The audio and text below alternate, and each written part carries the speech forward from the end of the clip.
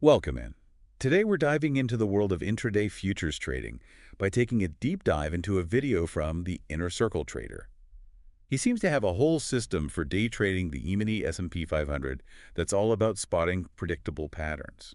Let's see what he's got. Yeah, and he doesn't waste any time getting right into it. Right off the bat, he's talking about liquidity, how crucial that is. Right. He's all about those markets with super high open interest, meaning tons of active contracts. So it's kind of like choosing a market that's, I don't know, a well-stocked store. Lots to choose from. There you go. It's like a busy market, right?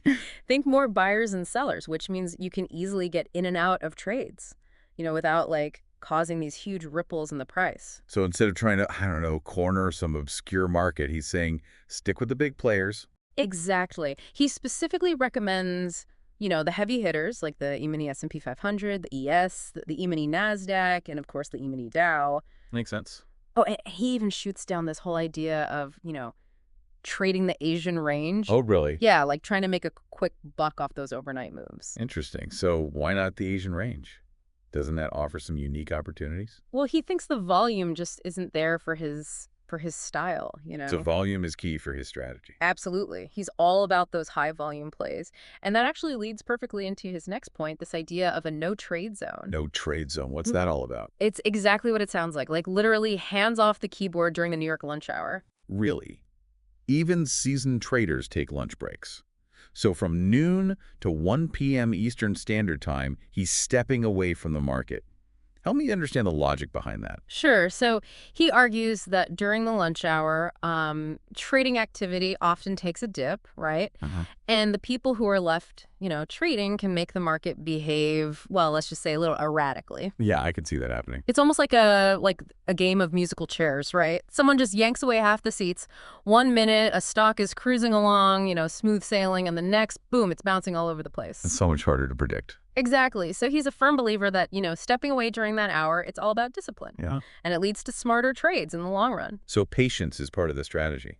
That's interesting. You'd think someone who, makes their living doing this would be glued to their screens all day, every day. Well, that's just it, It's a big difference between, newer traders and someone with experience. A lot of new traders think that, more trades automatically equals more profits, right? But this guy, I think most seasoned traders will tell you this. It's about being strategic. So sometimes the best trade is no trade at all. 100%. So no trading during lunch. Got it. So what does he do to prepare for the morning session? All right, so he's big into what he calls pre-market reconnaissance. So before the opening bell at 8:30 a.m. Eastern Standard Time, he's already up, studying the 15-minute chart. What's he looking for at that hour? He's hunting for what he calls the first significant swing high and swing low. So those early birds really do get the worms, huh? That's it. You got it. He uses these early swing points as his guideposts for the whole morning session. Think of it like setting a baseline. Okay. Once he has those points locked in, he can really start to make sense of the market's moves. He's got context.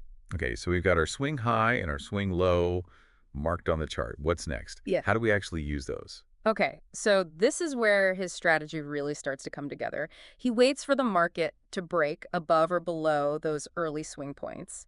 But, and this is a big but, it can't be just some little, insignificant move. Right, it has to be a powerful break. Exactly. It has to be convincing. He actually uses this really funny analogy. He says, imagine an elephant jumping into a kiddie pool. Yeah, you're going to know it. You're going to get wet. Exactly. He calls this, are you ready for this? Displacement. Displacement. I like it. It's perfect, right? He wants to see that same kind of force, that decisiveness when the market breaks out. Not just, dipping a toe in the water, but like a full-on cannonball. So it's not enough for the price to just edge past those points. No. He wants to see real conviction. To him, that signals that there's some serious buying or selling pressure, behind the move. So like a weak break is actually a bad sign. It can be, yeah. He says those are often like traps, especially for impatient traders. Right. They see red or they see green and they just jump in without thinking. Exactly. They see that stock break through what they thought was, resistance, and they jump in head first, only to get burned when the price reverses on them. That's fascinating. So it's not just about the direction of the move. It's about reading the force, the conviction behind it. Are there any visual cues, like on the chart itself, that tell you whether a break has that elephant in the pool energy? Yeah, that's a great question. He didn't really get into that level of detail in this particular video, but it's a really good point. I mean, there are definitely patterns and indicators that, technical traders use to kind of gauge the strength of a move. Like what? Give me an example. Well, volume is a big one. If you see a breakout and it's got this huge spike in volume accompanying it, that often means that, the big players, the institutions, they're the ones making the move. Because they're the ones with the big money. Precisely. They're the whales. They've got the muscle to really move a stock one way or the other, and when they move, everybody else pays attention. So we've got to learn to think like the big fish. Exactly. He wants you to see the market from their perspective. Think like a whale. Okay, that makes sense. So to recap, no trading during lunch, identify those early swing points, and then wait for those convincing high-volume breaks. What else does he look for in the morning session before we move on to the afternoon? All right, so the morning is all about finding those early power moves, those elephant in the pool breakouts. What does this trader look for in the afternoon? Does he switch things up? It's actually surprisingly similar to his morning approach. Once the market wakes back up after lunch, he's looking again for the first significant swing high and swing low. But this time, starting around 1:30 p.m. Eastern. You got it. It's like the opening bell, round 2. 1:30 p.m., the bell rings, and we're off to the races. But there's a twist. He adds this whole other layer to it that I find fascinating. He's convinced there's a noticeable shift in the market's behavior right around that 1.30 mark. Oh, really? How so? What kind of shift? He's attributing it to algorithms. Apparently, there's a massive surge in algorithmic trading activity right around 1.30, which he believes creates these, well, more predictable patterns. So it's not that each individual algorithm is doing something specific necessarily, but this like collective surge of activity from all these algorithms, it kind of creates this noticeable impact on the market as a whole. That's exactly what he's suggesting. It's kind of like, when a flock of birds all decide to fly in the same direction at the same time, suddenly you've got this force, this presence that you can't ignore. And if you can anticipate it, if you know it's coming, then you can use that to your advantage, right? That's his thinking, exactly. Now, he doesn't get too deep into the weeds of why these algorithms might be kicking into high gear at 1:30, but he throws out a few possibilities. Like what? Well, for one, you've got European markets closing around that time, which could definitely create some ripples. Right, that makes sense. And then, you've got big institutions. Maybe they're adjusting their positions after everyone's back from their lunch break. Who knows? Interesting. So how does he actually use this algorithmic activity, this insight to his advantage when he's trading? So this is where his morning and afternoon strategies really dovetail. He's noticed that the afternoon trend often, and I'm sure there are exceptions, but often it seems to mirror, almost like it's reflecting the morning trend. Oh, you mean if the market was looking bullish before lunch, there's a good chance it's going to keep running in the afternoon. Bingo! Like those elephants are back for round 2. He even uses this term measured moves. It's almost like, and I know this sounds crazy, but it's almost like these algorithms, they're programmed to follow a script, right? And that script dictates that the afternoon price range should be a reflection, of what went down in the morning. So it's not a guaranteed thing, obviously, but it's another data point, another tool that he can use to get a sense of where the market might be headed. Precisely. And the more tools you have in your belt as a trader, the better. But he does end his afternoon session with a word of caution. Let me guess. It has something to do with closing bell. You know it. He says things can get, well, a little wild as we get closer to that 4 p.m. Eastern Standard Time closing bell.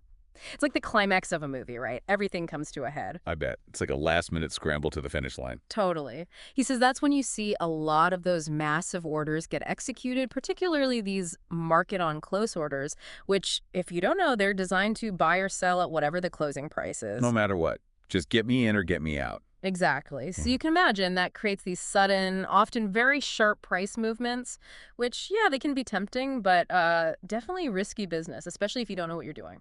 Not a time for amateurs. So we've covered a lot of ground here. This inner circle trader, he lays out a very specific, very disciplined approach. My question is, and maybe he answers this, why are more people trading this way if it's so effective? He actually ends the video on that very question, which I love. He throws it out there, like a challenge almost. If these patterns really are so predictable, why isn't everyone doing this? And to be honest, he doesn't give us a straight answer, but he does offer some possibilities, some food for thought. What does he say?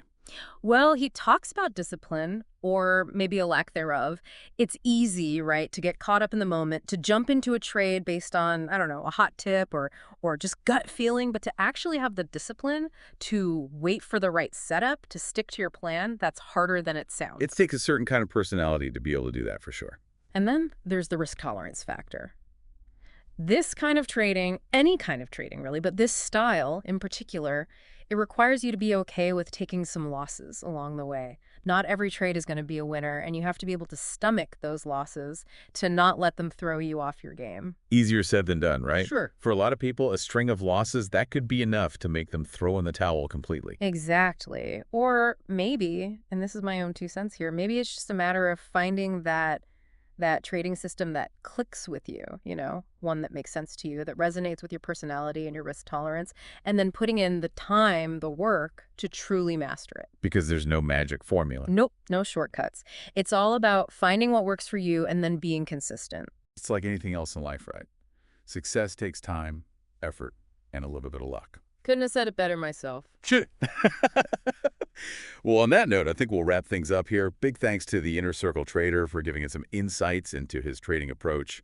Now, I'm definitely going to be looking for those elephant in the pool breakouts from now on. And to everyone listening, thank you for joining us for this deep dive. We'll be back next week with another episode. Until then, happy trading.